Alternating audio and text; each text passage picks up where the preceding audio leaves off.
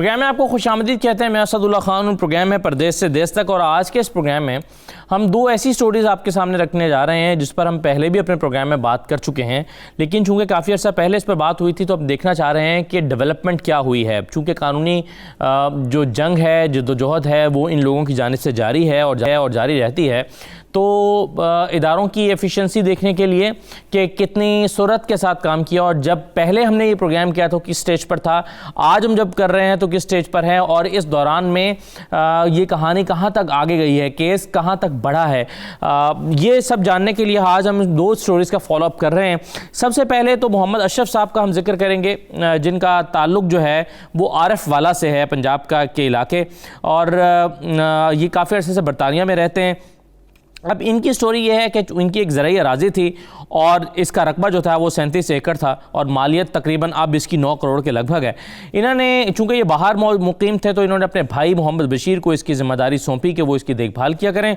लेकिन इनके जो भाई हैं उन्होंने जब देखा कि आहिस्ता आहिस्ता इसकी कीमतें बहुत बढ़ गई हैं और कीमतें बढ़कर इसमें बहुत ज़्यादा इजाफा हो गया, यानी एक अच्छी खासी कीमती चीज़ ये बन गई है, तो उन्होंने एक जालसाजी के ज़रिए से बकौल अशरफ साहब के बकौल उन्होंने जालसाजी की और कुछ कागजात तैयार करवाए और अपनी बहू जो सारा नैयर है उनके नाम पर ये जायदाद, ये ज़मीन मुंतकिल करा दी। और कुछ अरसे के बाद उनकी जो बहू हैं उन्होंने अपने हस्बैंड के नाम पर इसको मुंतकिल करा दिया, जिनका नाम नैयर बशीर है। लेकिन जब ये मामला अशरफ साहब के इल्म में आया तो अशरफ साहब ने इस ज़मीन के हुसूल के लिए कानूनी चाराजोई का आगाज़ किया।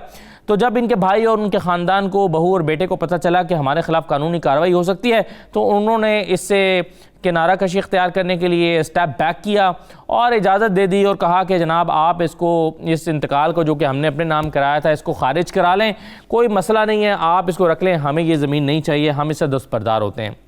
यहाँ तक तो सब कुछ सही हो गया, ये जो है वापस इनके नाम पे इंतकाल आ भी गया। लेकिन फिर कहानी ने एक और ट्विस्ट लिया और मोड़ लिया, और उसमें दोबारा एक दरख्वास्त दायर की गई इनके भाई की फैमिली की जानिब से कि जनाब हमारा तो इस ज़मीन का सौदा हो गया था, हमने तो इनको पैसे दे दिए थे लेकिन बाकी पैसे अदा नहीं कर सके थे। कहानी आगे जाकर फिर क्या बनी ये हम जानेंगे जो पार्टिसिपेंट्स हैं इस प्रोग्राम के उनसे, और फिर कहानी को आगे लेकर चलेंगे। मेरे साथ मोहम्मद अशरफ साहब मौजूद हैं जो कि मुतासिर हैं और जिनकी ये ज़मीन है, जिनकी हम कहानी आपको सुना रहे हैं। सफदर सुकैरा साहब हमारे साथ मौजूद हैं, नुमाइंदे आरिफ वाला के, जिन्होंने इस स्टोरी पर पहले भी काम किया और अब उनसे हम अपडेट्स लेंगे। और शहजाद अहमद साहब भी हमारे साथ मौजूद होंगे जो करीबी रिश्तेदार हैं। वकार मुश्ताक तूर साहब हमारे साथ मौजूद होंगे, माहिर कानून से हम राय लेंगे। सबसे पहले तो सफदर सुकैरा साहब, आप मुझे ये बता दीजिए कि जितनी कहानी मैंने सुनाई उससे आगे फिर क्या हुआ। ये जब दोबारा एक दरख्वास्त दायर कर दी गई इनके भाई की फैमिली की जानिब से। हाँ जी बिल्कुल, इनके भाई की फैमिली की जानिब से जो है वो दोबारा दरख्वास्त जो है वो दायर कर दी गई थी, जिसका पहले भी जो है वो तज़किरा कर चुके हैं।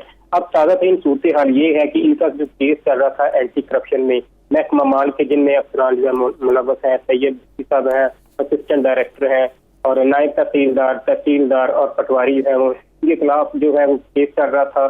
सर इसमें जो केस चल रहा था इनका एंटी करप्शन में, इनमें से जो है वो चार, इस केस में जो है वो चारों महकमा माल के जो अफसरान हैं वो मुलव्वस हैं। इनके खिलाफ केस चल रहा था। केस की जो है वो मुकम्मल जो है वो इंक्वायरी हो गई, इसकी मुकम्मल जो है वो केस हो गया था। जब इनके खिलाफ जो है वो केस सुनाया जाना था खानेवाल में, तो इन्होंने जो है वो उसकी इंक्वायरी जो है वो दोबारा चेंज करवा ली। केस को जो है वो उठाकर जो है मुल्तान में ले गए, मुल्तान लीगल में। अब वो दोबारा जो है वो केस जो है वो सुनाया जाएगा। तो दूसरी बात ये है कि इन्होंने जो है वो इंतकालात तोड़ने की जो है वो दरख्वास्त दी थी असिस्टेंट कमिश्नर आरिफ वाला को। तो उन्होंने जो है वो एसी साहब ने इनकी जो दरख्वास्त थी उसको जो है वो मसूल कर लिया था, उस पर कार्रवाई शुरू कर दी थी। लेकिन इन्होंने जो है वो ये जो मुखालिफ पार्टी है नैयर, इन्होंने उस पर जो है वो स्टे ले लिया।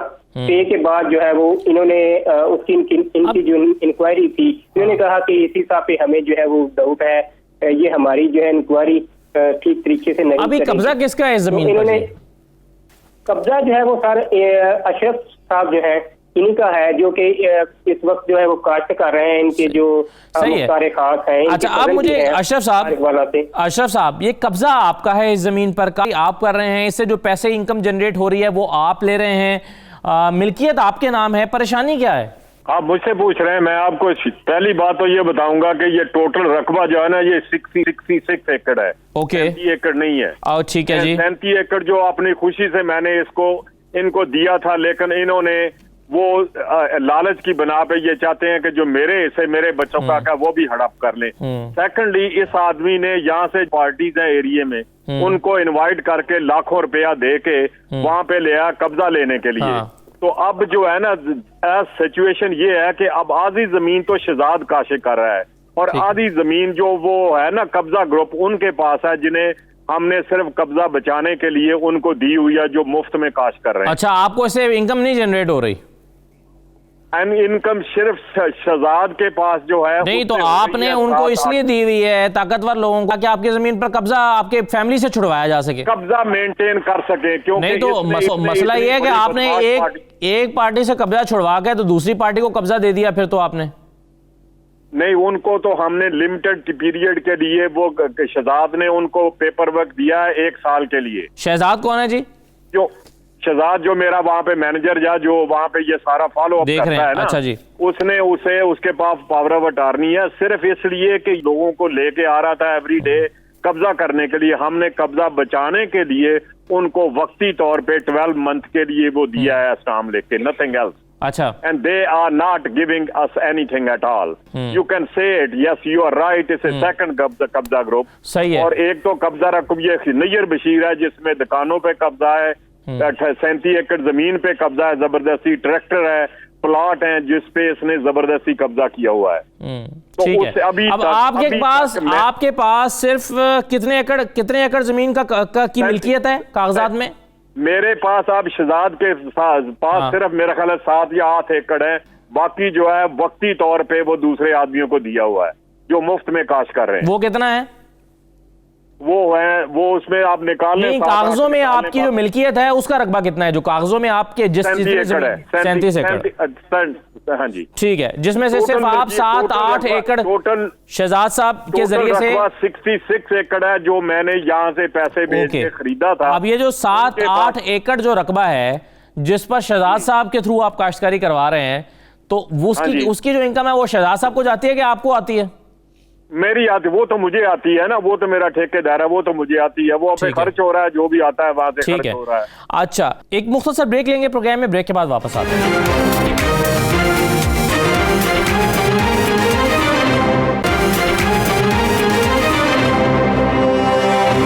में आपको दोबारा खुशामदीद कहते हैं कि आपने नैयर साहब से कब्जा छुड़ाने के लिए आपने एक और पार्टी को कब्जा दे दिया, जो कि जाहिर है नैयर साहब से तगड़ी पार्टी होगी ना।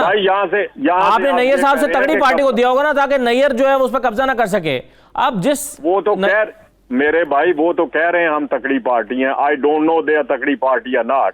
If something comes up then will find out तकड़ी पार्टी है या नहीं है। ये भी एक नवा ड्रामा होगा, लेकिन मेरे पास चॉइस क्या है? आप मेरी जूते में अपने पाँव डाल के देखें, आप क्या अगर मैं सही बात तो क्या करें आप? ठीक है, बिल्कुल सही बात है। अगर उसने कब्जा ले, मेरी बात सुने भाई, अगर उसने कब्जा ले लिया तो हम तो अगले 20 साल आगे चले जाएंगे। मैं तो मर जाऊंगा, कैंसर है, मैं लंग्स कैंसर का पेशेंट हूं, मैं तो चला जाऊंगा। अब मुझे बताएं ना वकार मुश्ताक साहब, एक आदमी क्या करे, लंग्स कैंसर का पेशेंट है, भाई ने कब्जा कर लिया, अब भाई से कब्जा बचाकर एक ऐसी पार्टी को उन्होंने दे दिया है जो उनसे ज़रा तगड़ी पार्टी है, ताकि वो कब्जा जो है वो कम से कम कब्जा मेंटेन रख सके। और इनके पास बचे हैं पूरी उम्र के बाद जो ज़मीन बची है वो बची है 7-8 एकड़, जिसके पैसे ये ले रहे हैं। बाकी या तो वो मुखालिफ जो इनके भाई हैं वो उन्होंने कब्जा कर रखा है। सारी स्टोरी आपने सुनी ली है, क्या कहेंगे सर? मैं बेसिकली ये जो सारी स्टोरी सुनी है, इसमें मुझे यहाँ तक समझ आई है कि 66 एकड़ जिनकी जमीन थी जी, और उसमें से 37 एकड़ अब भी इनके नाम है जी, इनके जेर कब्जा थे, और उन्होंने उसमें से 7 एकड़ अपने पास रखी है जी, और 30 एकड़ किसी तीसरे फरीक को बगैर कोई ठेके के, बगैर किसी प्रॉफिट के वो जमीन किसी तीसरे फरीक के हवाले की है। और बड़ा, अब इन्होंने जब ये कहा कि मैं 18 करोड़ आवाम में से किसी पर भी यकीन नहीं कर सकता, बड़ा दुख। जाहिर है जो अपने भाई जो अपने भाई का डसा हुआ होगा वो कैसे यकीन करेगा? बड़े दुख की बात है, और हमारे समाज का, हमारे माशरे का ये बड़ा मनफी किस्म का एक चेहरा है। मैं इसमें थोड़ा सा पार्ट मिस कर चुका हूँ। जब मेरे मतलब इंफॉर्मेशन जो मैंने आपकी सुनी है उसके मुताबिक कोई एंटी करप्शन में भी केस चल रहा है जिसमें किसी महकमा माल के सरकारी मुलाजिम के खिलाफ भी इन्होंने कोई दरखास्त दे रखी है। तो मैं वो 12 आदमी मेरे भाई उसमें 12 आदमी चार्ज हो चुके हैं। अब वो उस केस को ऐसे भगा रहे हैं पाकपतन से साहिवाल, साहिवाल से खानेवाल, खानेवाल से मुल्तान। इल्जाम क्या है उन सरकारी मुलाजमीन पर? उन्होंने मेरे भाई के साथ करवाया है। वो ये हुआ था, उनके पास मैं आपको बता देता हूं, दर्ज हो चुकी है, FIR दर्ज हो चुकी है उनके खिलाफ। उन्होंने भाई के साथ मिलकर रिश्वत लेके फ्रॉड किया है। जी हुआ यह था वकार साहब, हुआ यह था कि इन्होंने अपनी ज़मीन अपने भाई को देखभाल के लिए दी हुई थी और इनके भाई ने उस देखभाल करते करते करते जब उसकी कीमत बहुत बढ़ गई इनके बकौल, और वो ये कहते हैं कि 9 करोड़ से ज़ायद की वो मालियत है, तो इनके भाई ने अपनी बहू के नाम पर वो ज़मीन जाली मुख्तारनामा तैयार करवा के ट्रांसफ़र करवा दी। उनकी बहू से फिर ये आ गई इनके बेटे के पास, और जब इन्होंने कानूनी कार्रवाई की तो वापस तो इनको कर दी गई ज़मीन, उन्होंने वो स्टेप बैक कर गए, इनको वापस हो गई। लेकिन कुछ अर्से के बाद उन्होंने एक और दावा कर दिया, और वो ये था कि जी हमने तो ये ज़मीन इसलिए इनको वापस की है क्योंकि हमारी इनसे जो हमने तो इनको पैसे दे दिए थे, डील करके बयाना अदा कर दिया हुआ था, कुछ रकम दे दी थी, बाकी के पैसे हम इनको अदा नहीं कर सके थे, इसलिए हमें इनको वापस करना पड़ रही है। तो इस प्ली को लेकर वो स्टे पर चले गए। आप इसमें चूंकि जालसाजी जी, इसका मतलब ये हुआ कि पहले उन्होंने जाली मुख्तारनामा तैयार कराया जी, महकमा माल के अफसरान के साथ मिलकर जाली तौर पर उसका इंतकाल करवाया, और फिर आखिर में जब ये मामला खुल गया तो फिर उसके बाद उन्होंने एक जाली उसका बयाने का एक कागज तैयार किया, और अब वो उसका स्टे पे चल रहा है ये मामला। जी ऐसा ही है ना जी अशरफ साहब? बिल्कुल, उन्होंने कहीं पेमेंट का कोई रिकॉर्ड नहीं है, ये एडमिनिस्ट्रेशन ने कोई रिकॉर्ड चेक नहीं किया, पावर ऑफ अटॉर्नी की लीगैलिटी चेक नहीं की, किसी पेमेंट का रिकॉर्ड चेक नहीं किया। आंखें बंद करके तहसीलदार कहता है जी मैंने ये ट्रांसफर कर दिया, और मैंने ये सवाल किया था उसे कि अगर मैं कहूं कि मेरे पास पावर ऑफ अटॉर्नी क्या आरव वाला मेरे नाम ट्रांसफर कर दो, कहता जी नहीं हम ऐसे नहीं कर सकते, हमने गलती किया, हमने पावर ऑफ अटॉर्नी चेक नहीं, लीगैलिटी चेक नहीं की थी। ठीक है, जो LRO था अमल ही गैर कानूनी है। जाहिर तौर पर अब कानूनी तौर पर आपके पास ये जो FIR दर्ज हो गई है, इसको आप पूरे तरीके से परसू करें, और साथ दूसरा मेरी गुजारिश ये है कि जो दावा आपके खिलाफ सिविल चल रहा है उसको प्रॉपर आप परसू करें, उसके ऊपर अपना जवाब जमा कराएं, एविडेंस के जरिए उसको साबित करें। मेरे भाई एक मिनट मेरी बात सुन ले। Being a personally I am a qualified solicitor, अब जहाँ तक FIR का जो आप कहते हैं परसू करें, ये साहिवाल से पाकपतन, पाकपतन से खानेवाल, खानेवाल से मुल्तान, अब वहां से कहाँ जाएगी? बावलपुर। ये लोग इनके पीछे 13 आदमी जो चार्ज हो चुके हैं, उनकी मैं एक पार्टी हूँ, वो 13 आदमी दूसरी तरफ हैं। अपना दफा करने के लिए, अपने आप को बचाने के लिए उन्होंने बेईमानी की है, and they giving cover to each other. और मैं आपको क्या बताऊं जी वकार साहब, आप क्या कहेंगे? अब वो कहते हैं कि भाई पैसे मांगते हैं। इस किसी भी चीज का कोई तो हल तो जरूर है, और वो हल ये है कि उस सिविल दावे को प्रॉपर तरीके से परसू करें, या कंप्लेन करना।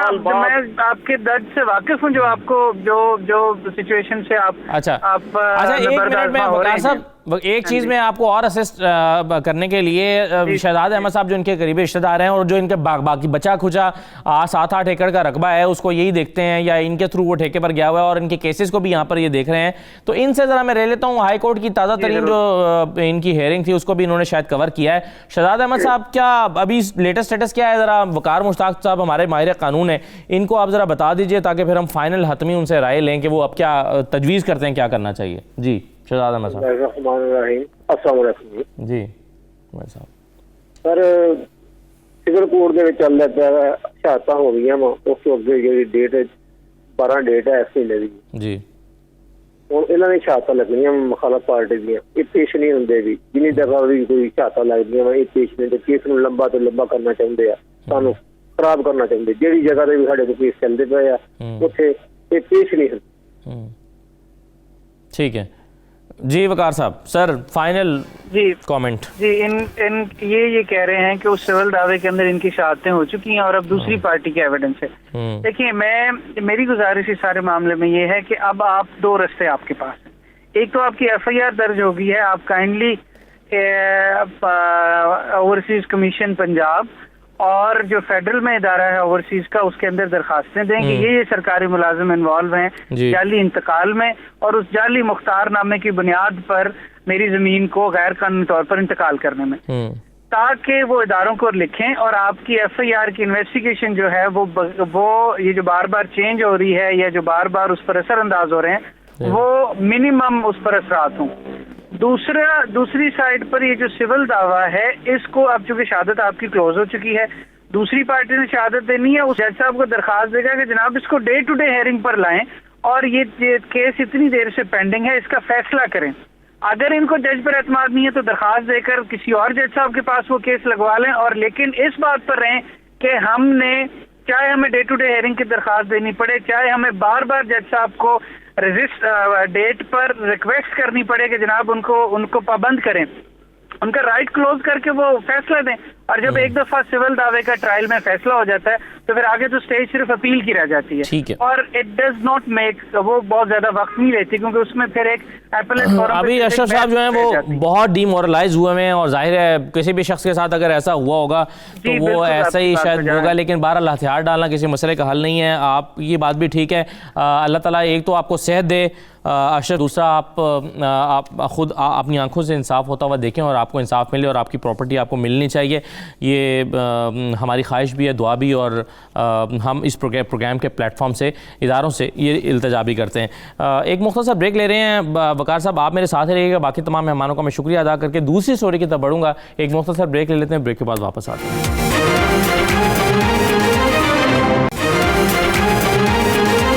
दोबारा आपको खुशामदीद कहते हैं। हमारी आज की दूसरी स्टोरी का ताल्लुक भी एक ऐसे शख्स के साथ है जो 20 साल से बरतानिया में रहते हैं। मोहम्मद रज़ाक शाकिर उनका नाम है, और इस स्टोरी पर भी हम पहले अपने प्रोग्राम में बात कर चुके हैं। आज इस पर दोबारा गुफ्तगू करेंगे, देखेंगे कि अब इसमें डेवलपमेंट क्या हुई है।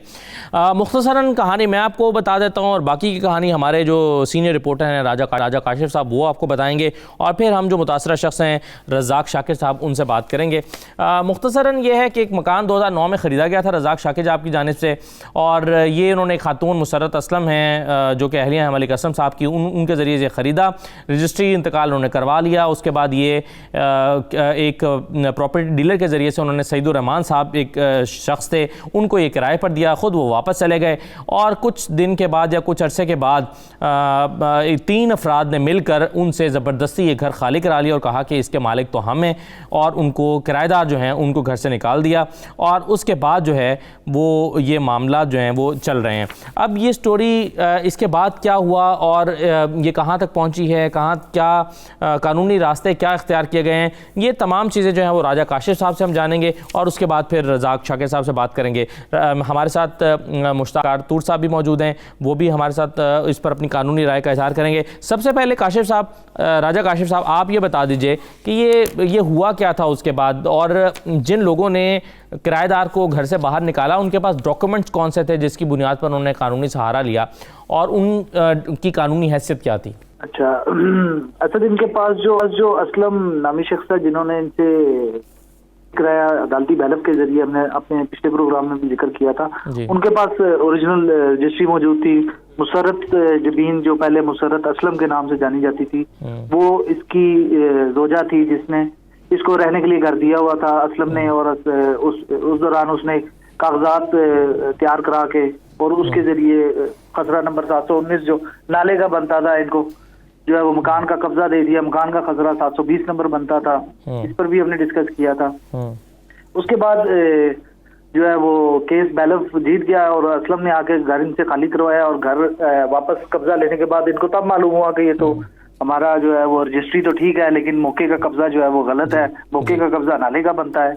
अब असल में ये था कि इनको अपना फ्रॉडुलेंट जो है वो उसके लिए दरखास्त इन्होंने दी है। आज से कबल इन्होंने दरखास्त दी, थाना रेस कोर्स इसका मुतलका रावलपिंडी का थाना रेस कोर्स बनता है, जिसमें इन्होंने दरखास्त दी। पहले इनके तफ्तीशी कोई और थे जिन्होंने इनसे पैसों की डिमांड की, उसके बाद इनके तफ्तीशी चेंज हुए, वहीद नाम के तफ्तीशी हैं। मैंने वही से भी काफी राब्ता करने की कोशिश की लेकिन राब्ता नहीं हुआ। SHO है थाना रेस कोर्स के, उनसे मेरा राब्ता हुआ, उनसे मैंने पूछा, उनका ताहिर रेहान साहब हैं, उन्होंने कहा कि मेरे इल्म में तो नहीं है, मैं अभी मोटरवे पे हूँ, जाता हूँ ऑफिस तो मैं पता करता हूँ कि ये मामला क्या है। 20 दिन से इनकी जो है वो पेंडिंग है। अब दरखास्त में इन्हें सैयद हसनैन काज़मी, जिसके वो हकूक थे जो उसने इस खातून को दिए कब्जे के लिए कि ये कब्जा इसके पास है तो ये हकूक साथ लगा के रजिस्ट्री करा के इन्हें दे दे, वो हसनैन काज़मी को भी इन्हें नॉमिनेट करना चाहिए अपनी FIR में। इस रजिस्ट्री के जो गवाहान हैं उनको भी इनको नॉमिनेट करना चाहिए FIR में। 468, 420, 406, 471 की FIR इनकी बनती है, जिसके बाद इन्हें एक रिकवरी सूट भी फाइल करना चाहिए। इनके साथ हो गया, असलम ने जो कब्जा लिया अदालती बैलेंस के जरिए, असलम लीगली अगर आप जाएंगे ग्राउंड्स पे तो असलम इस घर का मालिक बनता है, जिसके पास डॉक्यूमेंट्स भी हैं और इस वक्त अदालत के जरिए उसने कब्जा भी नहीं। लेकिन असलम साहब ने पैसे भी तो खरीद लिए ना, वो जो कुछ बेचा भी तो ना, वो क्या बेचा उन्होंने? उसका जब कोई चीज किसी को बेचता है तो उसकी जिम्मेदारी भी तो होती है ना कि वो उसको कब्जा दे। अगर उन्होंने फ्रॉड करके कोई और जगह बेच दी तो फिर उन्होंने जिसको बेचा उसको क्या जगह दी? नहीं, असलम ने इनको नहीं बेचा, इनको जो है इनका एग्रीमेंट जो है वो मुआहदा जो है वो मुसर्रत जमीन के साथ हुआ, जो कि असलम साहब की अहलिया थी ना, साबका एहलिया हो गई हैं। अच्छा, साबका एहलिया हो गई, उनकी एहलिया थी और असलम ने उसे घर ये रहने के लिए दिया हुआ। अच्छा, यानी उन्होंने बेचा ही गलत, बेसिकली ये असलम साहब ही इसके मालिक हैं। ठीक, मुझे स्टोरी याद आ रही है एक्चुअली, बिल्कुल ठीक है, इस पर हम पहले प्रोग्राम कर चुके हैं। ये असलम साहब इसके मालिक थे, उन्होंने अपनी एहलिया को दिया, उन्होंने किसी और जगह के कागज तैयार करके बेच दिया और पैसे लेके निकल गई। अब असलम साहब के कागज उसके पास थे जो उसने मकान में लगाकर इनको मकान का कब्जा दे दिया और कागज उसके पास जो मौजूद थे वो नाले का खसरा बनता था। इनका खसरा जो नाले का खसरा इनको 719 पे ट्रांसफर दी गई है और मकान का जो खसरा है वो ओरिजिनली 720 का है जो असलम के ही पास है आज। अच्छा, आप मुझे ये बताइए कि रज़ाक साहब ने जो है वो क्या गलत किया कि इन्होंने आप नॉर्मली हम भी अगर कोई प्रॉपर्टी खरीदते हैं, हम किसी के पास जाते हैं, वो हमें जाकर मौका दिखाते हैं, हम कहते हैं जी ये प्रॉपर्टी आप मुझसे खरीद रहे हैं, ये वो जगह है जहाँ पर मैं रहता हूँ या रहती हूँ, ये जगह मैं आपको बेच रही हूँ, ये लीजिए इसके पैसे और ये लीजिए आप इसका कब्जा, और बाद में कोई और बंदा उसका दावेदार निकल आए, तो क्या रज़ाक साहब ने भी कोई कानूनी तौर पर कोई गलती की है इसमें? असद, इसका जो बुनियादी गलती हमारे ओवरसीज भाई हैं, ये अपने बैरून मुल्क तो लायर करते हैं कोई प्रॉपर्टी खरीदने के लिए, लेकिन पाकिस्तान आने के बाद ये जब कोई प्रॉपर्टी लाखों रुपए की करोड़ों रुपए की लेते हैं, ये थोड़े से पैसों के लिए लायर की बचत करते हैं, लायर नहीं खरीदते और रिश्तेदारों पे इत्तफा करते हैं, रिश्तेदारों पे इत्तफा करते हैं। दूसरा सबसे बुनियादी गलती जो इस काम में हुई है, इन्होंने हदूद अरबे की निशानदेही नहीं करवाई पटवारी से। अगर ये मौके पे हदूद अरबे की निशानदेही करते तो इन्हें उसी वक्त पता लग जाता कि इनको जो खसरा इंतकाल दिया गया है वो नाले की जगह ना कि ये मकान की जगह बनती है, इनको उसी वक्त ये पता लग जाना था। और ये खिलवाड़ इनको एक वकील के जरिए जो ऐसे मैटर्स को जानता हो वो इनको प्रॉपर गाइड कर सकता था। लेकिन अब आने के बाद अगर वकील करेंगे, कोर्ट में जाएंगे, कचहरी में जाएंगे, तो अब असलम से तो इन्हें कुछ नहीं मिलना, अब बुनियादी तौर पे इन्हें मुसर्रत से मिलेगा। उस पर क्रिमिनल प्रोसीडिंग एक तरफ होगी, दूसरी तरफ सिविल मैटर चलेगा जो रिकवरी सूट फाइल करेंगे उस पे चलेगा। और क्रिमिनल प्रोसीडिंग्स जो हैं वो हुई हुई हैं खातून के खिलाफ या चल रही हैं? इन्होंने 20 दिन हो गया एप्लीकेशन दी है, लेकिन वो खातून जो है वो मामलात को हल कर रही है, चला रही है। इनको चाहिए या तो ये 22A में चले जाए या सिटी पुलिस ऑफिसर हैं, CPO है रावलपिंडी के एहसन अब्बास साहब, पुलिस सर्विस ग्रुप के अच्छे ऑफिसर है, इन्हें चाहिए कि अपनी दरखास्त अगर उस पर कार्रवाई नहीं हो रही गुज़िश्ता 3 हफ्तों से, तो ये दरखास्त अब वो CPO रावलपिंडी को दें, हमारे साथ ये फ्रॉड हुआ है, डॉक्यूमेंट्स रेलिवेंट साथ लगाएं, तो फिर इनकी कार्रवाई आगे बढ़ सकती है। सही है। तो बुनियादी तौर पर वो खातून के जो मुशीर हैं वो भी कानूनी इदारों के अंदर ही बैठे हुए हैं जो खातून को मशवरे दे रहे हैं और उन्हीं के बल पर वो खुद चल रही हैं। जो उन्होंने बेचा अब भी उन्होंने यही सहारे लिए और अब आज सर्वाइव कर रही हैं, तो भी इस वजह से कर रही हैं। रज़ाक शाकिर साहब, सर आप अपनी अब बताइए कि अब कहाँ तक मामला पहुँचा हुआ है? फिर वकार मुश्ताक साहब हमारे पास पहुँच चुके हैं, उनसे हम इस केस पर कानूनी राय जानते हैं। जी बिस्मिल्लाहिर्रहमानिर्रहीम, अस्सलाम वालेकुम रहमतुल्लाहि वबरकातुहू। जी ऐसा कि जैसे लास्ट प्रोग्राम में भी हमारी बात हुई थी कि बाकी डिटेल तो आपको ऑलरेडी पता चल ही चुका है काशिफ साहब से। तो अभी जो मुसर्रत साहब के बारे में आप बात बता रहे थे कि ऐसी तो कोई बात नहीं है कि वो कोई कानूनी माहिरीन से मशवरा ले रही है, जो 3-4 बंदों में मुलव्वस हैं, तो वही साहब उनके साथ कर रहे हैं, क्योंकि ये तो फ्रंट पे थी ना, तो बाकी पीछे जो है असल में मेन पावर तो उनकी थी जो काम करते हैं। इस घर के अलावा भी मैंने सुना है, अभी पता चल रहा है स्लोली कि उस एरिया में वो जो लोग हैं ये बड़े इस तरह के कामों में मुलव्वस हैं। ठीक है, तो ये लोग जो है उसको आगे रख के मुसर्रत को चला रहे हैं। तो बाकी आपने जो बात अभी काशिफ साहब ने बताई है कि असलम से तो हमें कुछ, हम तो असलम को जानते तक भी नहीं और ना ही असलम से हमारा कोई मामला है। हमने तो मुसर्रत ने हमें घर को दिखाया था पर्सनली, और उसने ही हमसे पैसे लिए थे। तो हम मसरत के ऊपर ही जो है वो क्रिमिनल और जो भी अपनी रिकवरी का केस करेंगे। एक चीज़ मुझे बता दीजिए, आप या काशिफ साहब बता दें, आपके इल्म में होगा कि ये खातून जो हैं ये उन्होंने घर बेच कैसे लिया था, जबकि इसके मालिक खुद असलम साहब थे। ये तो इस खातून इसकी मालिक ही नहीं थी, ये तो रह रही थी, तो इन्होंने बेच कैसे दिया? ये तो अथॉरिटी नहीं थी बेचने के लिए।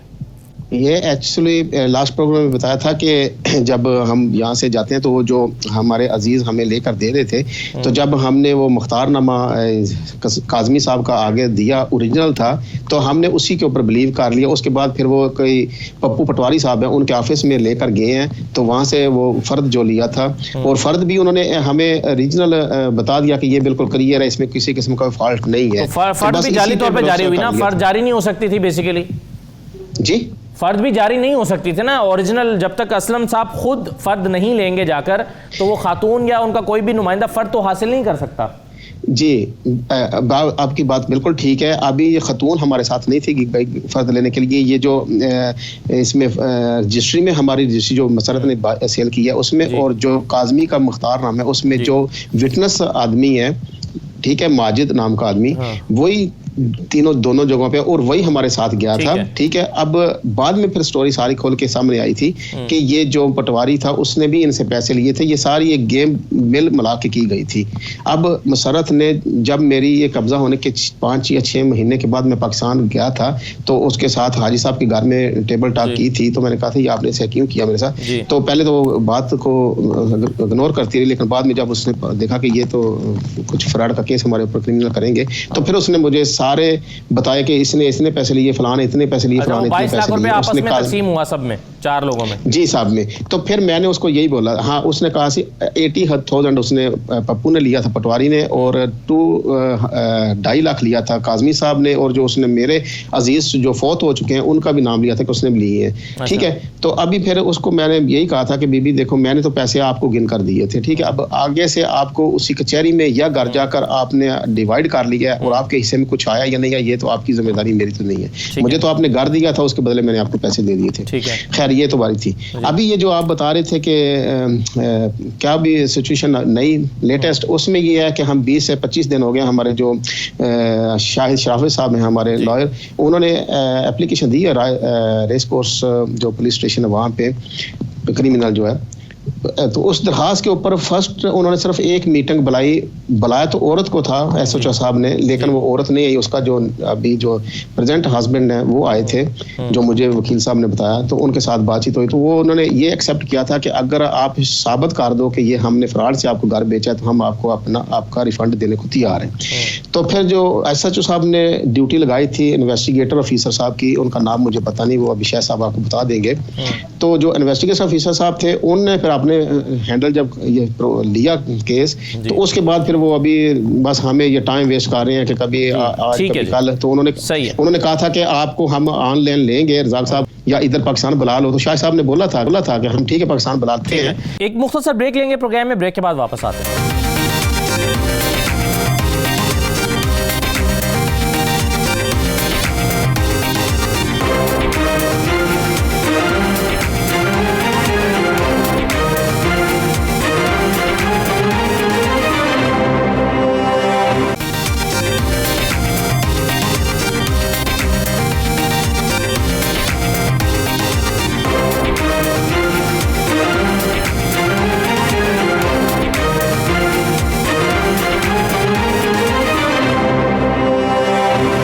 आपको दोबारा खुश आमदीद कहते हैं। वकार मुश्ताक साहब, सारी स्टोरी सर आपने सुन ली, या शुरू का जो पार्ट आपने मिस किया था उसमें कोई इबाहम है?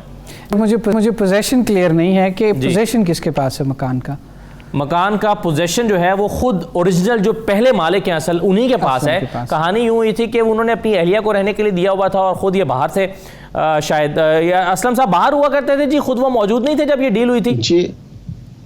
उसके बारे में कोई पता नहीं, इतना सुना है कि वो भी कहीं बाहर ही है। अच्छा, अब इसमें हुआ ये था कि उन्होंने अपनी अहलिया को दिया हुआ था, उनकी अहलिया ने कुछ कागजात तैयार करके इनको जगह बेच दी, लेकिन बाद में इनको ये पता चला कि जो जगह इन्होंने बेची है, जो खसरा नंबर उस पर लगा हुआ है, खेवट और जो उसके बाकी चीज़ें हैं, वो एक नाले की जगह वो खातून बेच गई। दिखाया उन्होंने वो घर जिसकी वो खुद मालिकन ही नहीं थी, उनके शौहर मालिक थे।